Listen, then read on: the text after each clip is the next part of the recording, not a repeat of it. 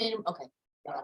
Yep, we're good. So welcome everybody to the Gloucester Writers Center. I'm Jay Featherstone. I'm the president of the board of the Gloucester Writers Center, and I'm a poet.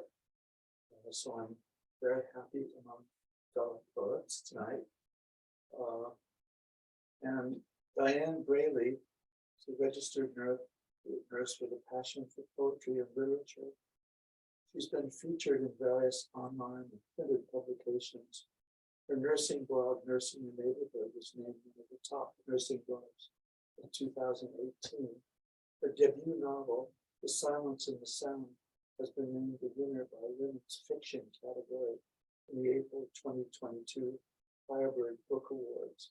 The novel is inspired by Braley's real experiences for Pulitzer Prize-winning novelist William Styron, who became the author's friend and mentor. She has a poetry volume called Unheard Whispers.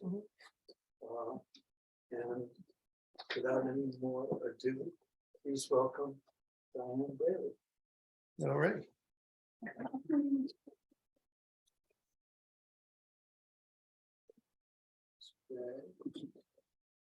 And we'll put this on. Yeah, it's the same. This one? All right. All right.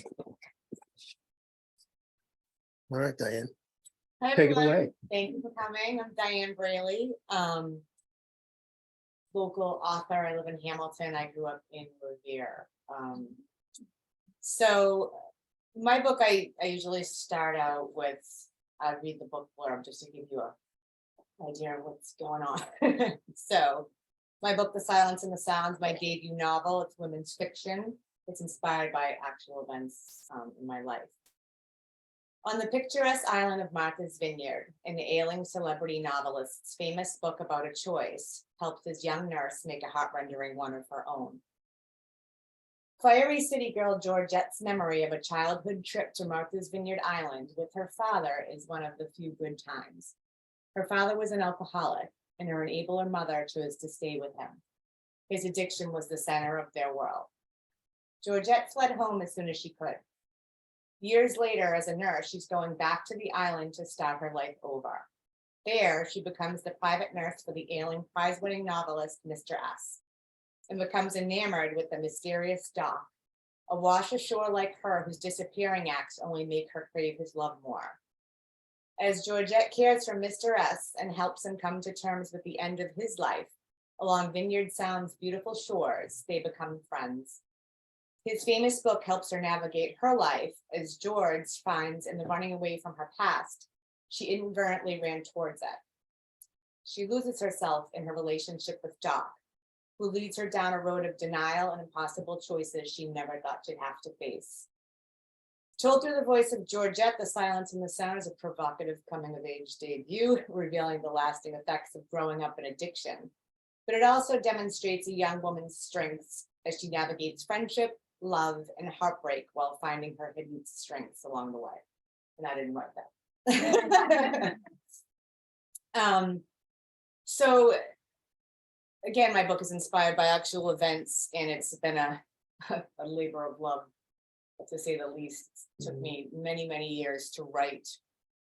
And as I said, I grew up in Revere, very blue collar, of very little means.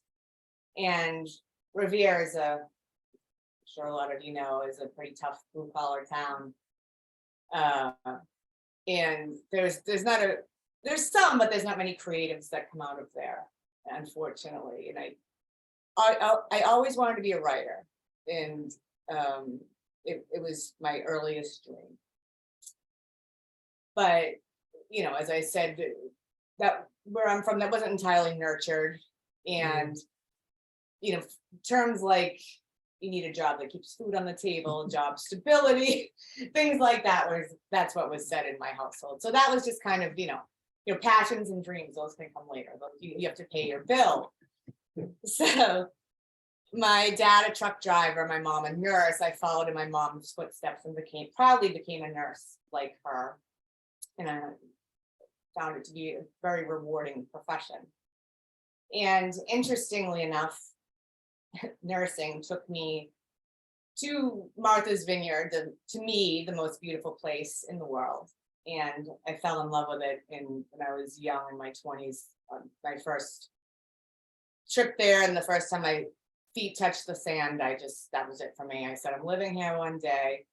And I did. I kind of left my messy life here behind, and I went there, and I ended up stumbling into this job where I became the nurse for William Styron, this famous Pulitzer Prize winning author of arguably best known for Sophie's Choice.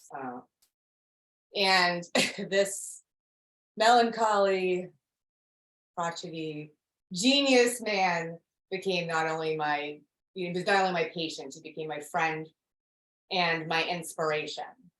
And I saw this whole other way of life. There's all these creatives in this home, and his wife's a poet, and his kids are all in the arts, and this Kurt Vonnegut's over there, Carly Simon, and all these people, and it was just like, wow.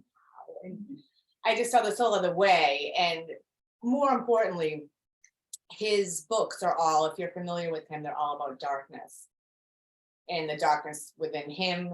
He was arguably the most famous depressed man in the world at one time when his book Darkness Visible came out. And his other books are the Holocaust, suicide, tough things. And he struggled, as I said, with depression through his whole life. And it just inspired me to channel my own darkness. And you can kind of take your own pain, darkness, whatever it may be, that inspires you. It doesn't have to be that. But for me, it just kind of, I inspired me to take my own darkness, and I wanted to write. And he inspired me, and I started to do that. And and I told him that I was writing that I wrote when I was younger, and I had the gall to do that. He actually said, what are you writing? And I was writing about a horse farm in Virginia. And he said, well, do you know about Virginia? And I said, I've never been there. He said, do you know about horses? And I said, no. And he said, well, why are you writing about them? Write about what you know. And so sound advice that I know people have heard before. So I wrote this book, The Silence and the Sound. And my intention was never, it really was never supposed to be what it became. And it's really about, the real premise of the book is about the devastating effects of growing up in addiction. I didn't even realize that until someone told me that, like afterwards. Mm-hmm. I started writing it, and my protagonist, Georgette, her father, much like mine, is an addict, and my father passed away from alcoholism. He was a very dedicated alcoholic, and I loved him dearly, but it was very, it's very tough growing up in that home. It was very tumultuous. So I started writing about Georgette, inspired by my relationship with my father. It was really just supposed to be touched upon, and I just found that I could write, and I could tap so deeply into the angst of this young girl, and through her childhood years and her teenage angst, and I could write, and I just wrote and wrote, and here we are today. And now I'm speaking constantly at places. I have the honor of actually speaking to recovery groups and all kinds of, I'm going to speak at a women's recovery center that's opening in Maine, and all kinds of things about addiction. And part of the proceeds of The Silence and the Sound go to the Robert F. Kennedy Community Alliance organization here in Massachusetts, and their division that helps children affected by addiction. So I'm really proud of that, because that's really what's important to me. And without further ado, I will read you. I think I chose, it's a bit of a longer one, but I thought Revere would be appropriate because I'm up here. So Revere was a tough blue-collar city with a few Irish and Jewish people scattered about. But really, everyone and everything in the city was Italian, except for us. At least that's what it felt like. The bakeries, restaurants, and all my friends were Italian. And I wished I were too. My friends and I hung at the beach and lay in the sun most summers. Them with their long dark hair, olive skin, big brown eyes, and me with my fair freckled skin and reddish brown hair. I liked my blue eyes, and my hair was long, but I looked like a ghost next to their tanned, glistening bodies. I'd watch them slather themselves in baby oil and become darker. Then I'd do the same and burn red like a lobster. My mother yelled at me to stop pretending I was Italian and to be proud of my Irishness, as they were the most beautiful people in the world. Looking at my reflection in my pasty skin, frizzy hair, and freckles, I disagreed, but in silence. There were tons of guys around Revere with nicknames like Johnny Rockets or Broadway Joe. Everyone had a nickname. Fat Ricky cashed everyone's checks and had an illegal cab company with a few old 70s limos. We had about 10 blackies, and 2 of them lived near us on the beach. My father was Richie from the beach. Even at a young age, I thought I could come up with something a little cleverer. None of these people seemed to have jobs, or regular jobs anyway. Blackie from the beach ran numbers, my father said, although I didn't know what that meant. My dad was a truck driver, but it seems he didn't work much either. For a little while, I believed my father might be a gangster like ones from the movies he watched on TV. He and his friends looked like and talked like those guys, and many of them drove the same types of cars. One night, I watched The Godfather while he slept on the couch. I stretched out on the big green shag rug, listening to him snore next to me, unaware I was there. Michael, the main character, had the same enormous eyes as my father that were also slightly turned at the corners. I couldn't believe Michael, who seemed like a smart guy on a good path, would get involved with and lead the Italian mob and hurt people. I guess he had to, but it wasn't what his father wanted for him. I watched until the end and lay in bed wondering if my father could be one of those guys. He drove the car and was in the union, which they talked about a lot. He dressed like them, or tried to anyway. We weren't Italian, so he couldn't be a maid guy, but a lot of Irish guys and others worked with them. Maybe I was onto something. I woke up the next morning and went to the kitchen. He was sitting at the kitchen table, hurriedly rolling one of his cigarettes, as he called them. He never seemed to roll these if my mom was home. I couldn't understand why he was afraid of her seeing the cigarettes he rolled himself. She didn't care about the cools, and she smoked too. She'd been trying to quit recently, so maybe that was it, but I wasn't sure. It seemed he was up to something. I grabbed a Bubba Cola from the fridge, like a Pepsi, but for poor people. My mom bought them at the weird grocery store down the street. None of the products there had names like the ones in regular stores on TV. They also didn't have bags for your stuff, and you had to put it all in boxes yourself after paying. Ray hated that store and refused to drink Bubba Cola. Why can't we be normal? Can't we have Coke and Doritos like everyone else? He cried the other day while chewing on the end of his clip-on tie. He stood showing my mom the Bubba Cola can, then walked over and pulled the bag of nacho cheese chips with a giant Great Value sticker on the front from the cabinet pointing to it. Ray had worn a clip-on tie since he could dress himself. He told us all that he was an executive and didn't care what anyone said because that's how executives dressed. He also told us an executive wouldn't drink Bubba Cola. My mother ignored him and changed the subject. "What's up, Georgie?" my father said as he rolled his cigarettes, looking past me nervously, watching for my mom. I sipped my cola as he stuffed the cigarette in his pack of cools, then brushed off the table. "Are you a gangster?" I asked, taking another sip. His hurried movements slowed and he stared ahead, then turned and smiled strangely. I was relieved after worrying the question would make him angry. In the movies, they didn't say that word in the family. It seemed only the police referred to them as gangsters, so I didn't want to get in trouble for going against the rules. I smiled, pleased, and swung my legs underneath me. I stared at him for a moment, my smile fading. He shouldn't be smiling. He should be serious like Michael in the movie. He suddenly didn't remind me of Michael anymore. He seemed more like Michael's brother Fredo instead. I studied him, his eyes bloodshot. He looked weird. Fredo was a guy who was around because they had to let him be. Maybe he was like that. I felt sorry for Fredo and thought he was stupid. He stopped smiling and came over, leaning in close. I pulled away in surprise. The familiar beer cigarette aftershave mixture made me choke, and I turned my head to cough. "If I were, you'd never know it," he whispered quickly, kissing me on the cheek. He stepped away and smiled down at me proudly, patting me on the head, and then made his way to the stairs and out the back door. I put my can in the sink and then went to my room and plopped onto my bed. I pulled my diary from under my mattress, taking the pen from the holder, writing my last entry for the day. My dad is not against.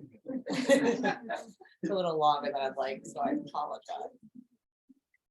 And I just, if in the interim of writing this book, weirdly, as I didn't realize I'm writing about addiction as much as I'm writing about it, I clearly had a lot to say on it because I started going back to college for creative writing, which is something I always wanted to do. And I was taking a poetry workshop and I compiled a couple of poems and I already had a few. And my professors had said, geez, these are really great. We should, try to put out a few more and get a chapbook out there. And this has won a couple of awards and is a finalist in the Jean Craddock New England Poetry Award. And so I did. And this is all about growing up in addiction, written from this perspective of a child. So I'll just like to read you my favorite. It's not everyone's favorite, but it's mine that I love. Freebird. Here on our porch we sit, again by the ocean, quiet and close. The silence rings in my ears. I wriggle in my seat. You cross and uncross your legs. I've begged and prayed for this quiet, this peace. You worked for it, hard. Memories of chaos slip away. Yours are hazy, saturated in substance. Mine lie dormant, but will awaken, biting, springing from comfort, ready for war. If there is a reason, if he gives me one. We are still strange and uncomfortable, settling into predictability. A new father and daughter, the old memories. Smoke from your cigarette flies away in the wind. I envisioned myself dissolving into vapor, flying away with it, free, away from here. I'd like to scream. You look about to burst or drink. It's all that we've wanted, all that we've asked for. Normal, like the others. The ones not possessed, obsessed, the free birds. Without it, we thought we could be normal, like them. But we're not, and now we know it.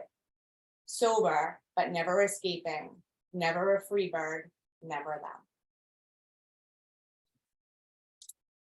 And I think that's fine.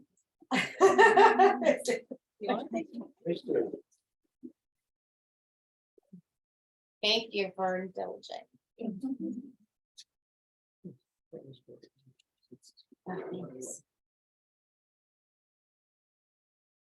Is that 20? I talk fast. I'm a fast talker.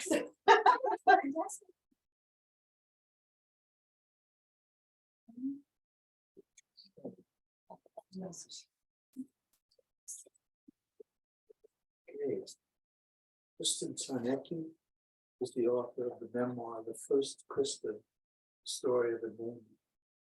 Her creative nonfiction, poetry, literary criticism, and book reviews have been published in a variety of venues. And she has a chapbook forthcoming from Dancing Girl Press, and it's called Sliced. She holds a Ph.D. in English and is past president of the International Virginia Woolf Society. That is a great thing.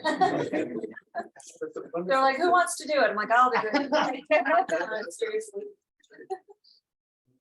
She's now gallery coordinator at the Rockport Art Association and Museum in Rockport, Massachusetts. All right, let me change over the microphone. Okay.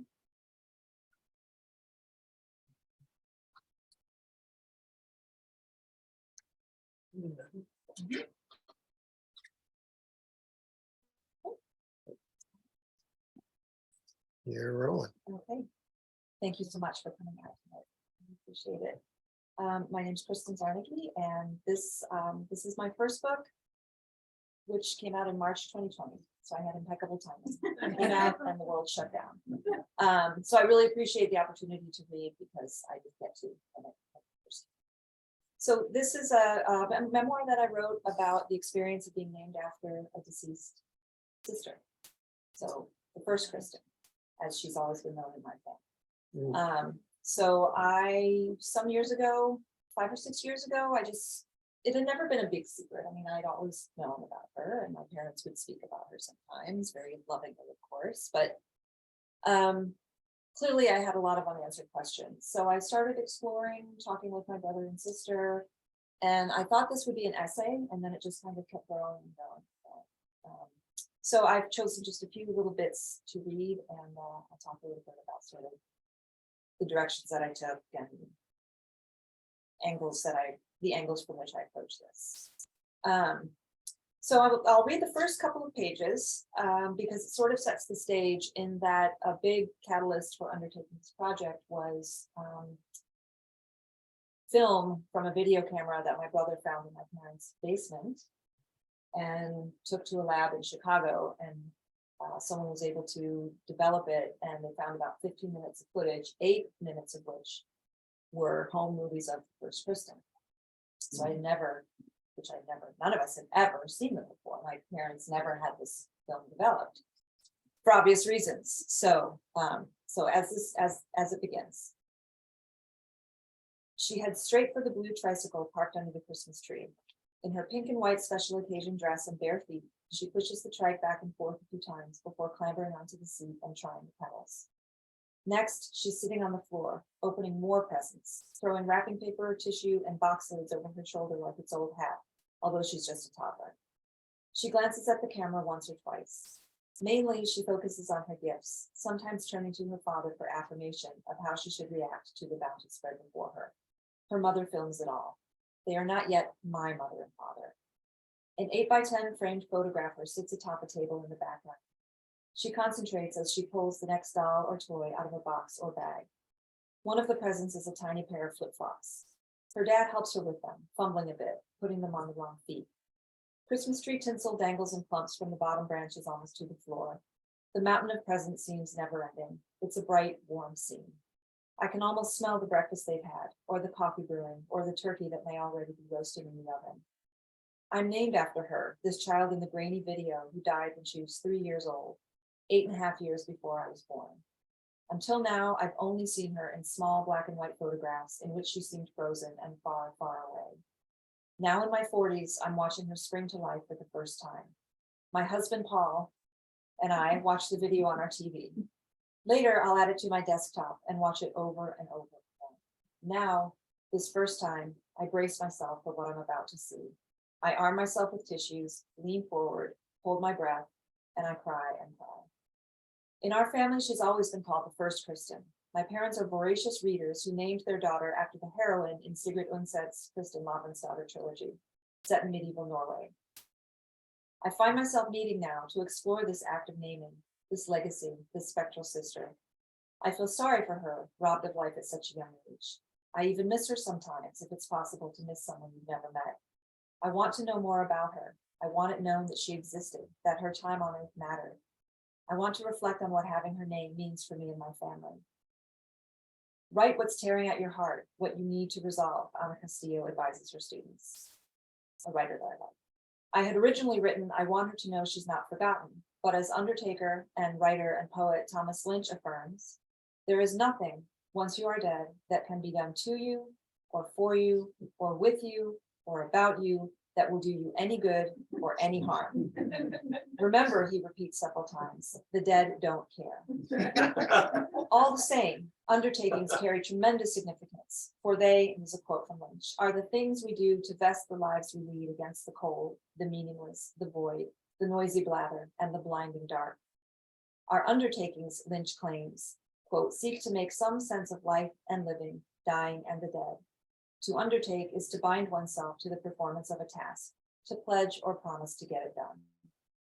So I set out to perform the task of writing about the First Kristin, binding myself to this lost little girl to try to know her better, understand myself more deeply, and explore the unique phenomenon of a family with one name for two sisters. This is my pledge, my promise to her. I know she doesn't care, that the dead don't care. Yet doesn't the phrase nevertheless imbue the dead with some semblance of agency? So that's kind of how things got underway with watching this video, and descriptions of scenes from the video intersperse the book throughout. So in writing about this, I went down all these rabbit holes that opened up. I would just do a little bit of research on, for instance, a term that I learned called necronym. So it's very uplifting material. Right? So I learned the term necronym, and I talk about that just for a little bit. I learned about various words and symbols and terminology that sort of helped me express some of these ideas and kind of learn about the whole situation a little bit further. So necronym. The word arose from my internet searches on, quote, naming child after deceased sibling. Very interesting Google searches throughout this project. I had never heard this term before. According to Wikipedia, it's a reference to or name of a person who has died. In the article, What's in a Necronym? Jeannie Vanasco gets more specific. It usually means a name shared with a dead sibling, she writes. Vanasco's middle name, which she goes by, is that of her father's first child, who died in a car accident when she was 16, 8 years before the next Jeannie was born. And the next Jeannie didn't learn about her deceased half-sibling until she was 8 years old, and then only sort of accidentally. Until the 19th century, Vanasco writes, necronyms were not uncommon among Americans and Europeans. If a child died in infancy, his or her name was often given to the next child, a natural consequence of high birth rates and high infant mortality rates. She cites Ludwig van Beethoven, Vincent van Gogh, and Salvador Dali as among those who bear the name of a deceased sibling. In their 1989 dictionary of superstitions, she continues, folklorists Iona Opie and Moira Tatum offer one reason for the necronym's decline. Many parents feared it was a murderous curse. Another possible curse, the name haunts the child for life. Then I go on to say that I'm not very much. So it's okay. Let's see. So in this as well, I reflect on the times growing up when one or both parents, one or the other or both, would talk about the First Kristin, like tell some funny stories about her and things like that. They never, again, it was never a secret, nor was it something they talked about excessively. So this is just my thinking of a time or two when my parents would speak about her. I don't recall ever specifically asking my parents about their decision to name me Kristin, but I must have, because I remember a time when my mother talked about it, and I don't think she would have unless I put it up first. Yeah, sorry, this is their decision to name me after. We were outside walking somewhere when she said, "We didn't name you after her, we just like the name," citing our middle names as proof. Mine's Elizabeth, hers was Mary. Even at age 11 or 12, hearing this from my mother though, I thought there must be more to it than that. Surely there were other names to choose from that they liked. Surely they must have realized this was a little odd. Surely they could imagine how others, their family and friends, might react upon hearing they'd named their newborn Kristin. Did they consider the possible ramifications of this naming? Did they imagine how it might make them feel over the years? Did they later think about how it might be affecting my sister, Cynthia, born 18 months after the first Kristin died? Or my brother Ted, born 3 years after that? Or me? Maybe by the time I came along, enough time had gone by since the death that they simply recycled the name they liked. But I'm not so sure. As my friend Annie said, one can only believe there's more to it. But, she added, there's also something perfect about her simple answer. I guess when we named you Kristin, we were trying to preserve the memory of her life, my dad emailed me when I embarked on this project. I hope you never thought that we were trying to erase your identity in any way. I did think back then that perhaps we should have named you Elizabeth Kristin rather than the other way around. He reiterated these sentiments in another email. All I can say is that we wanted a daughter with the name of Kristin, he wrote, although we did not think twice in giving Cynthia her name. But by the time you were born, a lot of years had passed, and we still loved the name, suggested to us by Kristin Maughlin's daughter. We almost named you Elizabeth Kristin, but did not give much thought to how you would feel about the name years later. Perhaps we should have, but we wanted to keep Kristin for sure. We talked about it a lot before deciding for sure, my mother has said, but we wanted a child named Kristin. We loved the name. Let's see.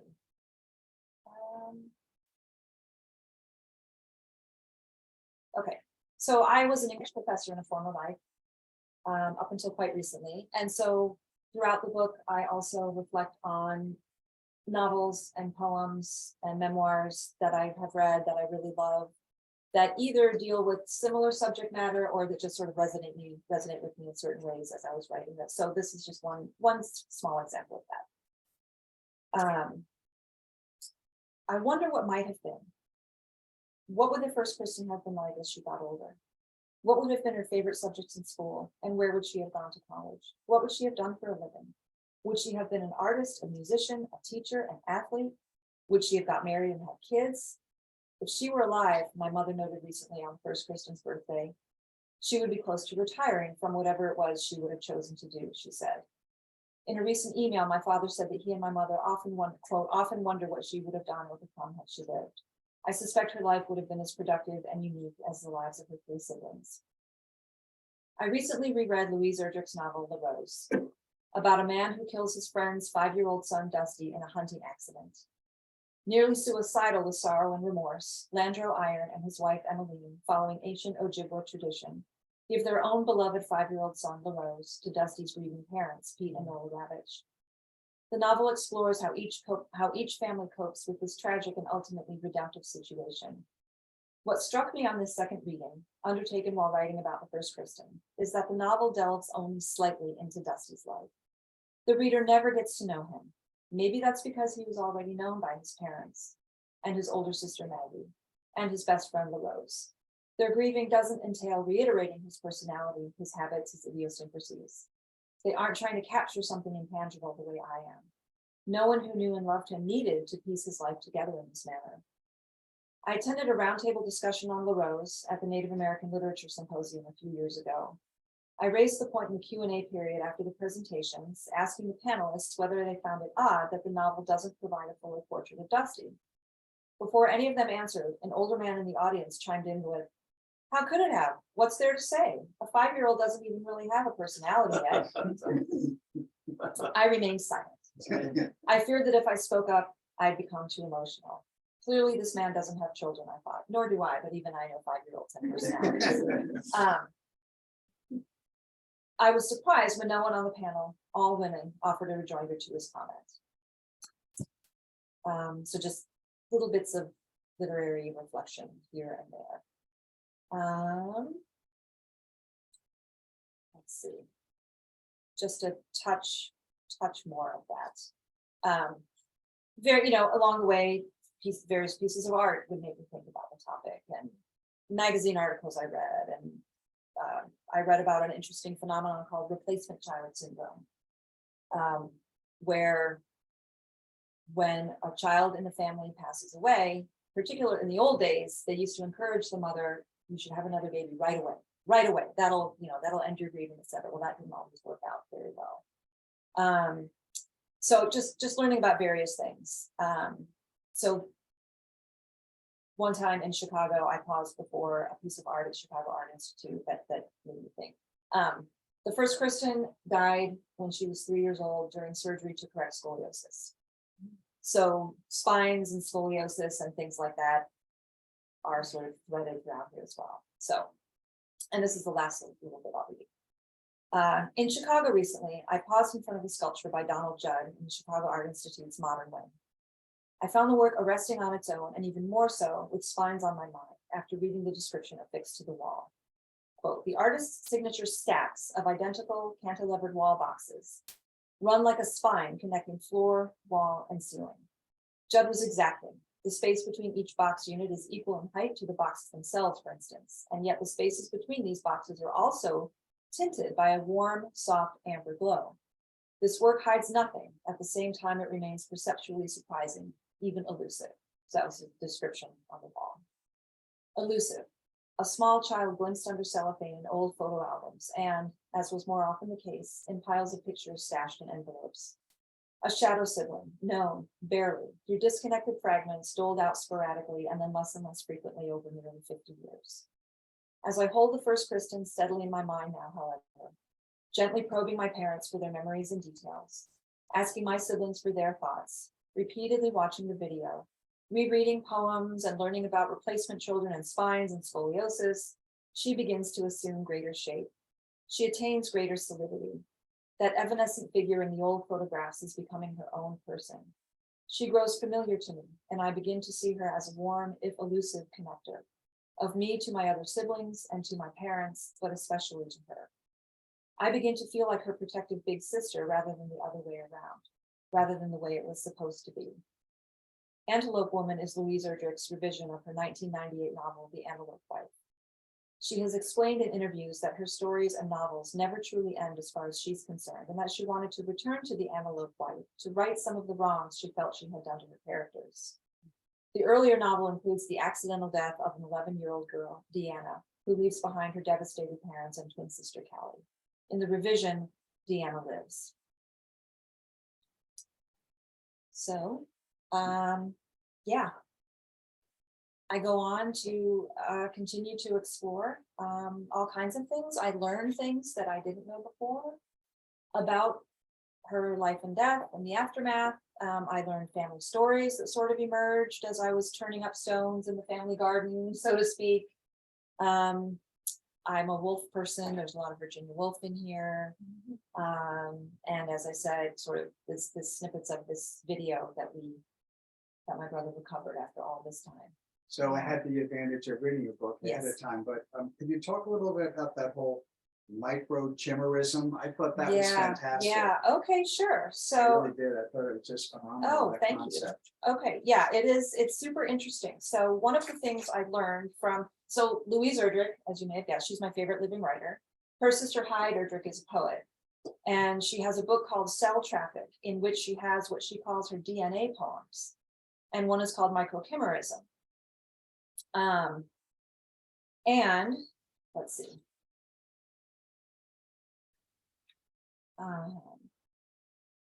Okay, in an epigraph to one of the poems in Cell Traffic, it says, some researchers now think that most of us, if not all, are chimeras of one kind or another.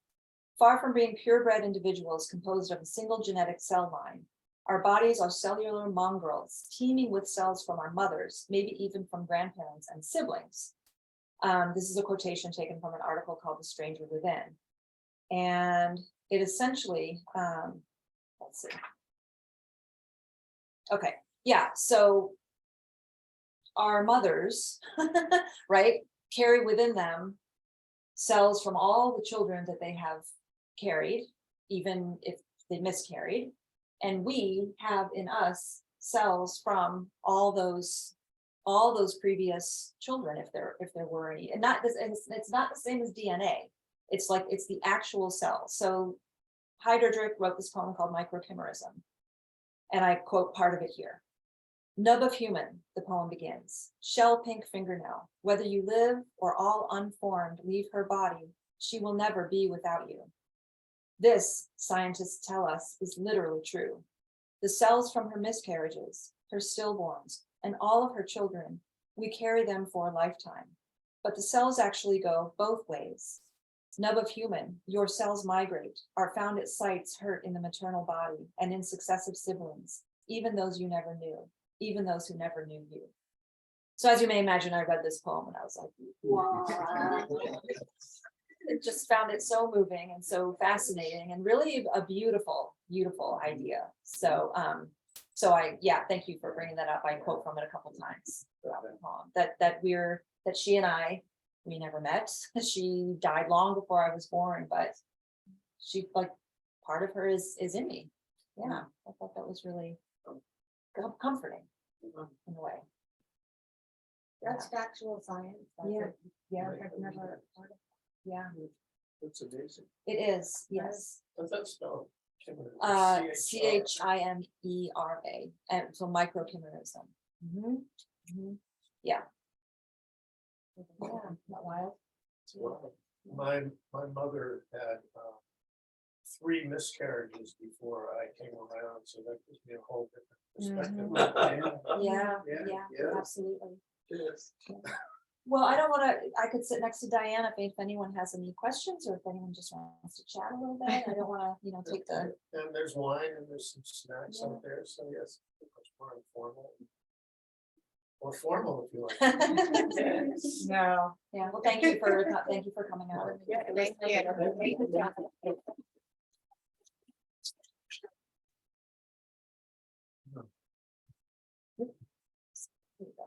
Thank you. Sure.